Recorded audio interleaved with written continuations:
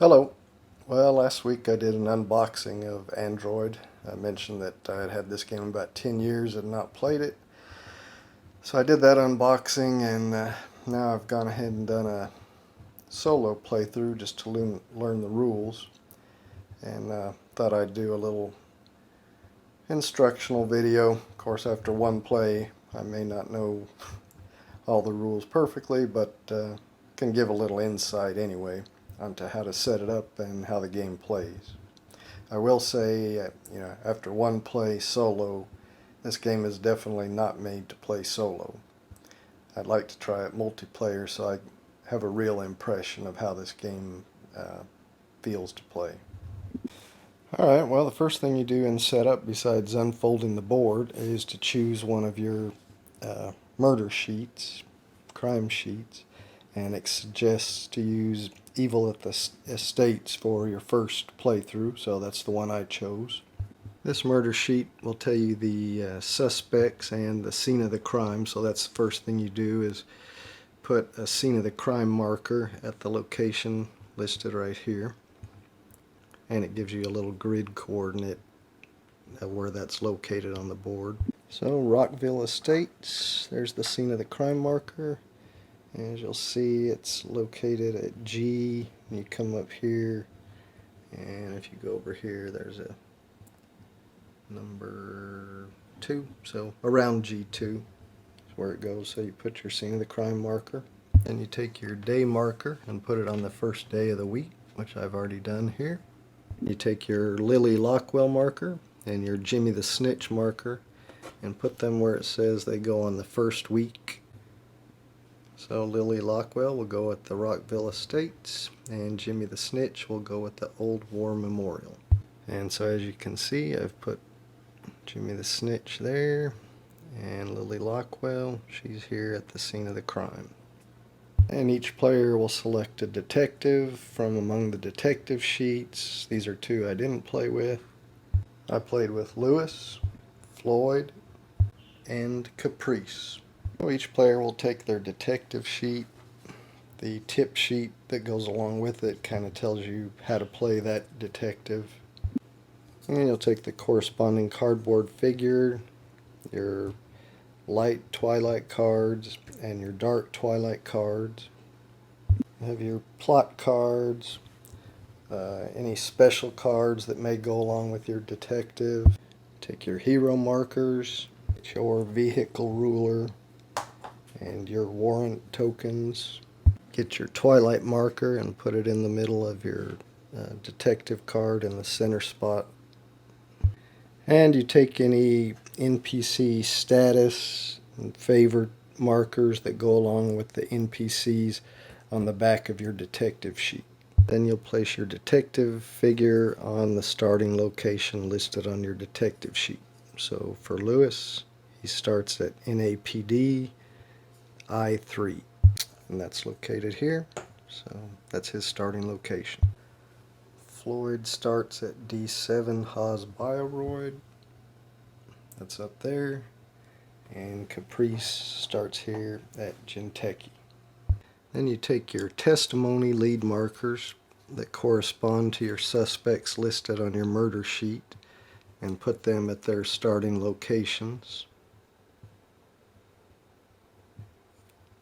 Before that, one thing I forgot to mention is you only play with one more than the number of players suspects, and so since I'm playing a 3-player game, you start at the top and count down, so I would be playing with those 4 suspects, and then you set out their suspect sheets. So you got Eve,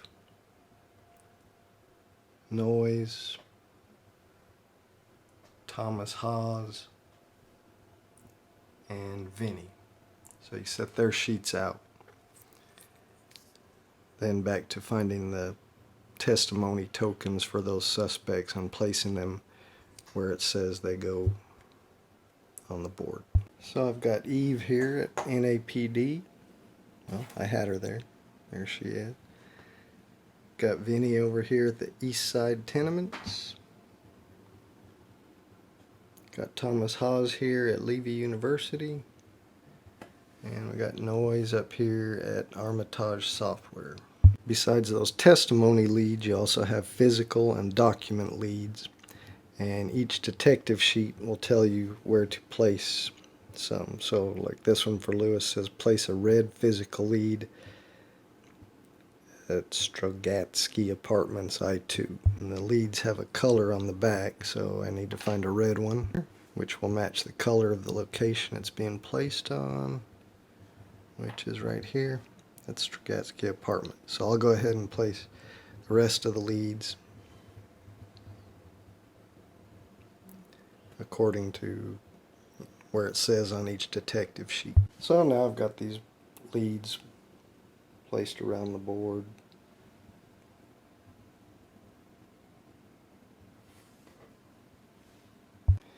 Then have these evidence markers with a value on one side, blank on the other side.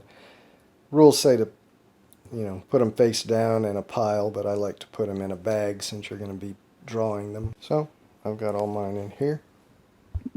Then the rules say to put these different tokens, the corporate favors, political favors, anyway, the different favors, alibis, hits, trauma, on these locations on the board. But I found that, and these locations are where you'll actually pick up those items. But I found that to be a little bit cluttered, so it's mine up here on the edge of the board. And if I go to a location where I'm going to acquire one of those tokens, I just grab it from here rather than having them all sit on the board.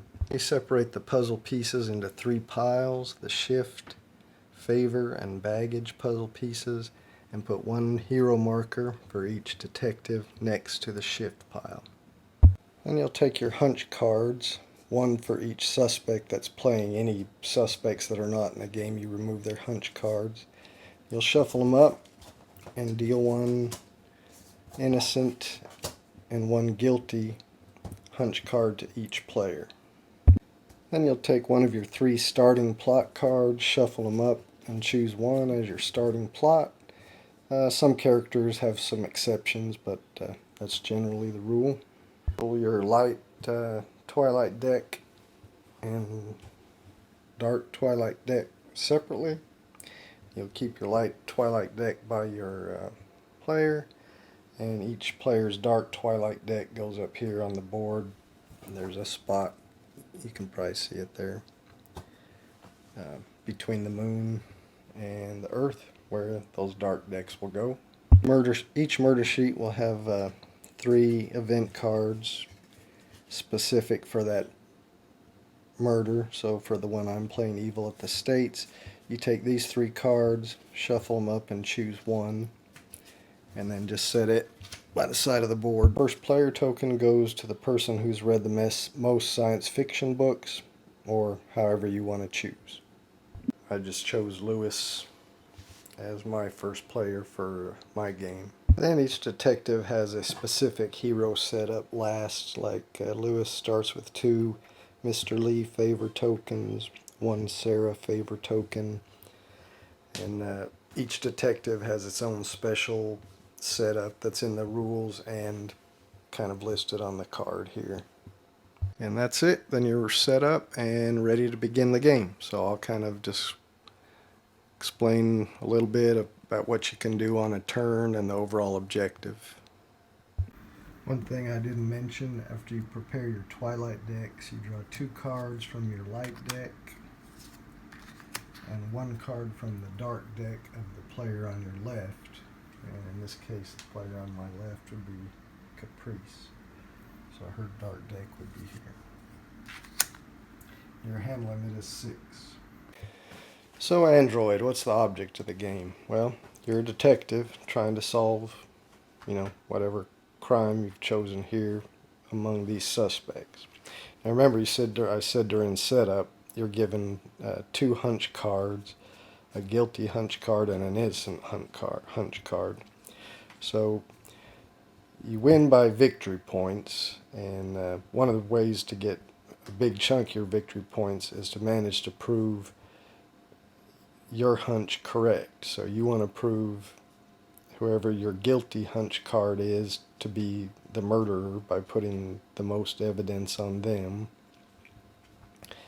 And you get some bonus points if your innocent hunch card is proven innocent. So you can see that one's worth 5 victory points, and the guilty one's worth 15 victory points. But there's some other ways to gain victory points also. So the game is played over a series of rounds. Each round every player gets a turn. Then you move the day marker. So you play 1 week, 2 weeks after the end of the second week. Then the game's over. You score victory points and determine the winner. So what can you do on a turn? Well, on your turn you'll take this timesheet, and most detectives start out with 6 time per turn. Some of them that adjusts up and down, and some of them start with more and then it may go to less. But for the most part you get 6 time, and with those times you can take certain actions which are all listed on this timesheet. So the first and most common action probably that you can take is to move for 1 time. And to move, you take each detective has a vehicle ruler that shows how far they can move. Some of them, move farther than others. That's Lewis's, that's Floyd's. They look like they're about the same. Caprice's is a little bigger. And there's actually a sports car you can get that has a pretty big movement range, I guess because it's got a faster speed. But anyway, so movement for 1 time. How do you move? So to move, you'd put one end of your vehicle ruler on the location, the icon for the location you're at, and you can move as long as you can touch the icon of the location you want to move to. Then you can move that far for 1 turn. So you can see here that Lewis could move here to the Strugutsky apartments, or he can move to Sonny's gun and ammo, or Evie's electronics, anywhere that's in range of this ruler. And then if you wanted to go somewhere further, like, say he wanted to come over here to the root, well, obviously he can't make that in 1 move, but he could move here. And then for another turn and 1 other time, he could move to the root. So that would take 2 of his 6 time to move there. And as you spend your time, you just move, if he moved twice, he would have, 4 time left to go. So what else can you do? Well, let's say on our previous turn that, Lewis had moved here, or his previous time, and there's a piece of physical evidence there, where the second thing you can do on your turn is follow up on a lead. So when you follow up on a lead, first thing you do is take that lead token and hand it to the player on your right, and he's got to move it to a location that's of the same color or same type, and you can see the types here. Red is residential, green civic, purple nightlife, blue business, and yellow religious. Also, I didn't mention, you can see how these areas have a different icon. A circle is an ordinary, a diamond is a ritzy location, and a triangle is a seedy location. And one of the things I should have mentioned during movement, if you move to a ritzy location, you get to draw one of your light Twilight cards for free. And if you move to a seedy location, you get to draw another player's dark Twilight card for free. So back to following up on the lead. You pass this lead token to the player on your right. He's got to move it to a different district than he is in. And like I said, he's got to move it to the same color area. So Floyd is the player on my right. So if I passed it to him, he would have to put it in a different district than he's in. And you can tell the districts by these colored borders. That's a district. That's a district. This is one district, and you got your red, blue, and green. So the only rule is he would have to move this physical lead. He couldn't put it in the same district as him, and he'd have to put it on the same color so he could, put that physical lead there. And it has to be placed in a location that doesn't already have a lead in it. So now that he's given that lead and it's been placed somewhere else, then Lewis can finish following up on that lead. So when you follow up a lead, you can, place a piece of evidence, or you can work on uncovering the conspiracy, which is putting puzzle pieces on this area here. And basically what that does is allows you to get some bonus victory points. And I'll explain that in a minute. But let's say, Lewis wants to place a piece of evidence. So as I said, I've got my evidence in this bag, or you could just have them all flip down on the, flip face down on the table, and you just pick one, but I like to draw out of this bag. So you get one evidence token, and you look at it secretly, see what you got. Well, that's worth 1 point, which is, not great. I think 5 is the highest, and you can actually get negative.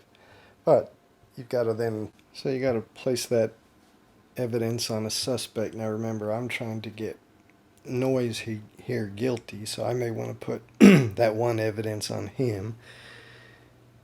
You have areas called files on their suspect sheet, so you got to put document evidence here for him, physical evidence here, and testimony evidence here. So since this was a physical evidence lead that I followed up, I would place this face down on Noise's board. Now the other players don't know what I placed there, whether I placed a negative number or a high positive number.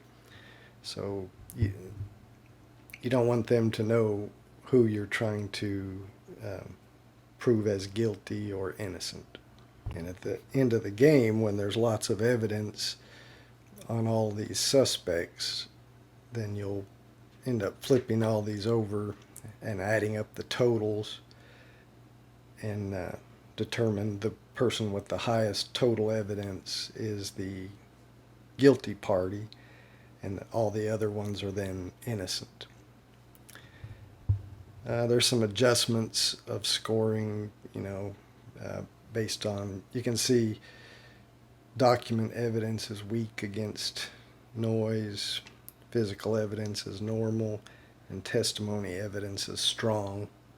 And how that comes into play at the end when you're adding up the evidence, you'll flip all these over in the strong and look for the lowest numerical value, and then you'll discard all evidence of that value. So like if the lowest in the strong was a -2, any -2s in the strong would get discarded. And in the weak, you look for the highest numerical value, and then you would discard all of those. So if the highest numerical value evidence in the week was at, say, a 4, and there was 2 of them in there, you would discard both 4s. So the other thing I mentioned, instead of drawing evidence, if you're following up a lead, you can instead draw a tile to uncover the conspiracy. So players start out with their hero markers next to this shift pile.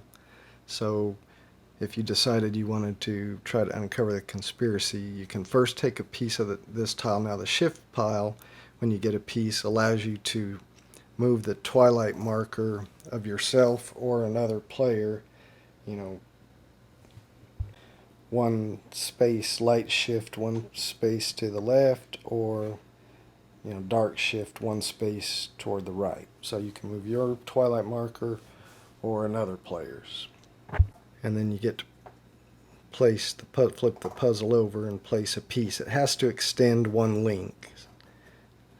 So you could place it there. And what are you trying to link to? Well, if you create a link to one of these spaces on the board during scoring, they can give bonus points. So if you have 1 link going here, at the end, innocent hunches are worth +2.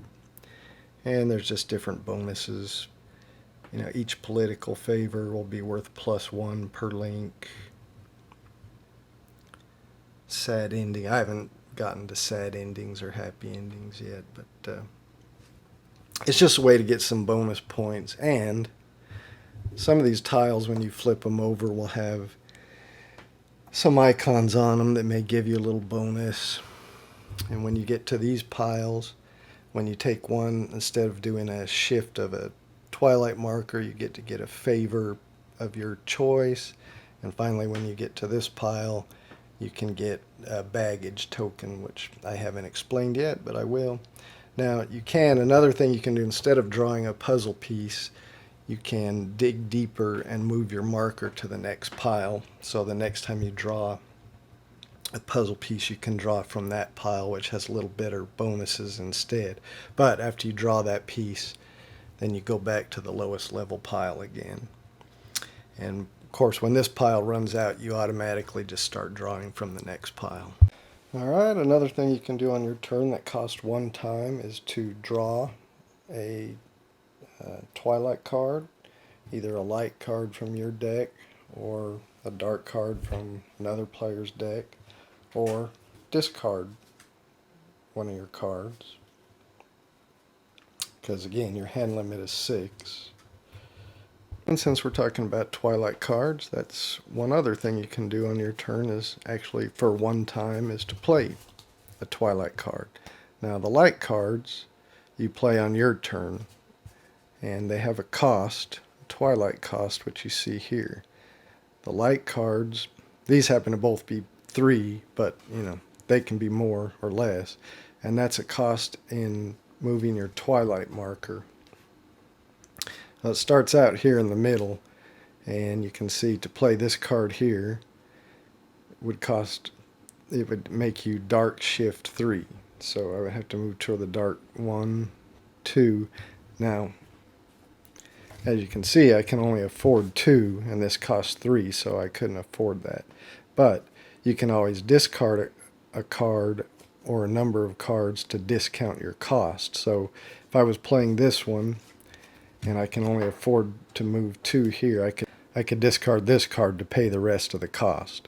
And when you discard a card, you discard it face up under the deck, and then when your deck gets to where you've drawn the last one, next card is face up, you reshuffle. And most of these light cards are a benefit, usually a benefit to you. All these cards have a lot of flavor text, and then down here tells you what you're actually going to do. So this one is a fight card, which cards have different things. This particular one is a fight card. So this one says play at the start of your turn while Tanaka is alive. Then you choose how you want to fight. If you want to use light tactics, then you would gain 1 trauma and Tanaka is eliminated. Or you can choose to use dark tactics, then you gain 1 guilt and Tanaka is eliminated. So you for that fight card, you kind of make a choice on what you want to do. But there's other type of card. This card costs 0 time to play.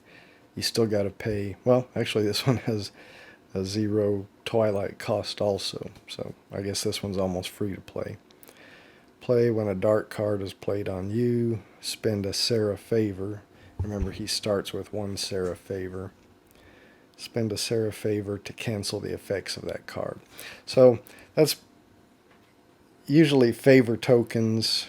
These are leaf favor, Seraph favor, but you also can get other favors.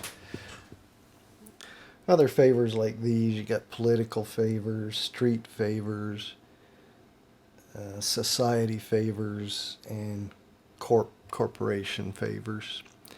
And you can get those by moving to different locations on the board. For instance, down here at City Hall, if you move here and spend 2 time, you can get 1 political favor. Here at Melange Mining, you can spend 2 time and get a corporate favor. So those favors come into play. Usually, a Twilight card may have you spend a certain type of favor to get the effect, or some locations, like for instance, here at Monroe and Associates, you spend 1 time and 1 political favor, and you can place one of your warrants warrants, and warrants are like for locations like this. You can't enter this location unless you have a warrant for it. So if you went here to let you place one of your warrants, like say Lewis went here, spent a time, political favor, he got one of his warrants, then he could place it here on humanity labor, and then he would be allowed to move here and use the action on this area. And actually you can enter a location you don't have a warrant on, but to move there, instead of costing 1 time to move there, it would cost you 3 times to move to a location that you don't have a warrant on. If you have a warrant on a restricted location like this, then it still just costs the 1 time to move there. And all these major locations are at the back of the rules book and tell exactly, what the icons, what you're getting here, like it says here, spend 2 time to gain 1 corporate favor. So they're all explained here in the back of the rule book, but the icons are pretty self-explanatory. Another thing you can do that costs 1 time is if you want to become first player, you move to where the scene of the crime is, which is where this marker is, and then for 1 time you can do what's called getting a jump on the case, and you replace the last first player's hero marker with one of your own, and then if at the end of the round your marker is still at the scene of the crime, then you'll take the first player marker and begin the next round as first player. So the dark Twilight cards you usually play on another person's turn, and when you play those, they cause you to light shift, which means move to the left. So this one would cost 4, light shift 4, so 1, 2, 3, 4. I would have enough to pay for that if my token was already completely dark shifted. And then of course there's the flavor text, and then you could play when Caprice enters a major location, which these are the major locations, but sometimes it'll say, when Caprice enters a seedy location, which is one with a triangle or something like that. So this one, and then you take some appropriate action. Sometimes it says at the start of Floyd's turn. So you always play these on another player's turn. They don't cost you a time because it's not your turn, but you do always have to pay the Twilight cost.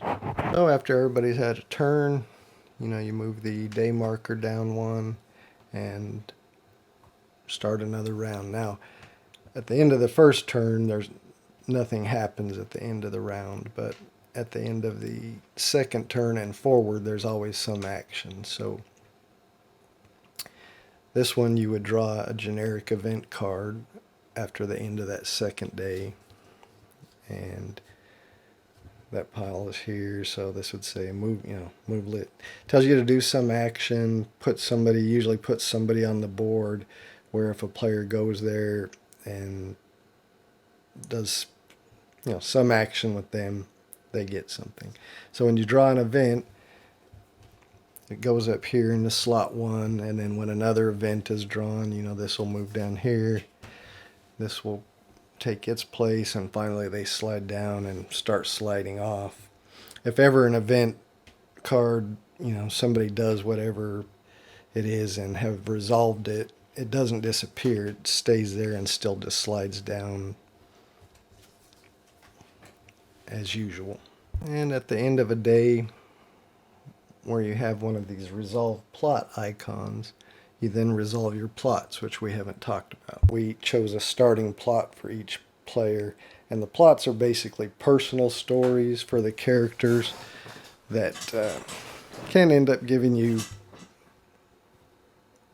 additional points at the end of the game, positive or negative points depending on if you resolve them, happy ending or bad ending. But let's just look at this plot for Lewis. There's flavor text, and then It says Lewis gains 1 good baggage each time he follows up a lead and sacrifices the evidence from it. So a baggage are these tokens here. And if you get good baggage, then when you resolve it, like at the end of that 3rd day, when you resolve plots, you would draw, if you had more good baggage than bad baggage, if you get bad baggage, that's flipped that way. If you get good baggage, it's flipped this way. And it says Lewis gains 1 bad baggage each time any other player sacrifices 2 time. So the other players and other effects from cards, can give you bad baggage, and you want to get good baggage. So when it comes time to resolve this card, then you draw, if you are resolving the happy part, you would draw the card, I finally caught a break, whereas if you were resolving the sad part, you would get the trail went cold. So then you'd search through your plot deck and find the card that it says to get, and it'll have more effects, which you will try to get good or bad baggage on, and at the end of the 1st week, then you'll resolve that plot completely and get either positive or a good amount of positive victory points, a little bit of victory points, or maybe some negative victory points. Then after that end of that 1st week, then you'll choose one of your other starting plots, usually for most characters, and start a new plot for the next week. Mentioned you can get baggage. Usually the card will tell you a way to get baggage to put on there, or you can uncovering the conspiracy. If you draw from this pile, when you draw a tile, you get a baggage, and you can put it on good or bad. And there's also a location here in the Beanstalk, the Castle Club, where you can spend 1 time, 1 street favor, and you can get a baggage to put on your card, good or bad, however you want it. One thing I haven't talked about is the Beanstalk here. So when you want to move from a location here on Earth to a location up here on the moon, you have to go through the Beanstalk. And when you do that, you have to enter here, and then to move each space, you don't use your vehicle ruler anymore. You pay 1 time to go to the next location, 1 time to go to the next location, 1 time to go to the next location, and 1 time to go to the final location. And then you can start using your vehicle ruler again to move about on the moon. And the same way coming back. Now the only other way to get to the moon is if you have a dropship token, which you can acquire here at NAPD for 1 time and 2 favors of any sort. And that will get you a dropship token, which looks like this. And you can spend that to move for 1 time to any location on the board, either anywhere on Earth or anywhere up there on the moon. You spend that and you can move to any location on the board. So that's basically it. You go around, trying to get to these locations that have evidence, trying to get evidence to place on your suspect that you want to be guilty. So positive evidence you probably want to put, on the suspect you want to be guilty. Negative evidence you want to put on the suspect you want to be innocent. And you want to collect more of the evidence for your character that's strong evidence. So for noise here, you want to get testimony evidence, and you get that by following a lead where there's a suspect at like here or here, because that's the strongest evidence against him. Physical evidence is normal, and document evidence against him is weak. So you probably wouldn't want to go around finding too much document evidence against noise. But it's different for each suspect. Let me get over there. And so once you've played through week 1 and week 2, you add up the evidence on the suspects, You look for any bonuses. Oh, another thing I didn't mention here on the conspiracy. A good way to get points on this is, other than connecting the links to the locations that might give you a bonus for, one thing or another. This one, each society favor you have at the end is worth +1 victory point. But whenever you get 5 tiles in a row, when you place the final piece to make 5 puzzle pieces in a row, either up, across, or diagonal, then you get a conspiracy token, which is worth 4 points. So if you get several of those, that adds up quickly. Another way to get victory points is to get these Jinteki and Haas tokens, and you get those by visiting their location and paying the appropriate cost. So, to get one of these Jinteki tokens, which is worth 3 victory points at the end, you'd come here to Jinteki, spend 2 time, a political favor, a corporate favor, and 2 Twilight cards. You have to discard 2 Twilight cards, and so they're expensive, but they're worth 3 points at the end. So you'll add up all your points after you discover who the murderer is, and add up all the points from your tokens, and whoever has the most victory points is the winner. So, I'm sure I've missed some things. This is a 46-page rule book, so there's quite a lot in there. But I think I've covered the highlights to kind of give you a good idea of how the game plays, at least a general idea of what you're doing.